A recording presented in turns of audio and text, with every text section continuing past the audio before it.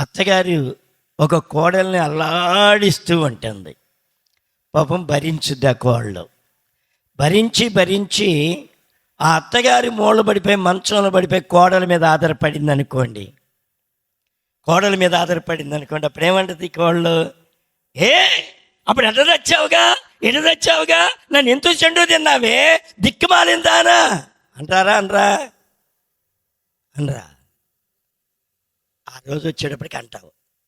ఇప్పుడు అంటుంది అమ్మే అంటాం, గ్యారెంటీగా అంటాం. అందుకని నీ వృద్ధాప్యం కొరకు నువ్వు ప్రార్థన చేసుకోవాలి. ఎవరి దగ్గర నేను దేగి అని నేను చేయించుకోకూడదు ప్రభా. నేను తిరుగుతూ నేను ఈ సన్నిధికి వచ్చేయాలయ్యా. నేను ఎక్కడ అవమానకరంగా ఉండకూడదు, ఎక్కడ చెడుగులో ఉండకూడదు ప్రభా అని చెప్పి నువ్వు ప్రార్థన చేసుకుంటే చాలా బాగుంటుంది.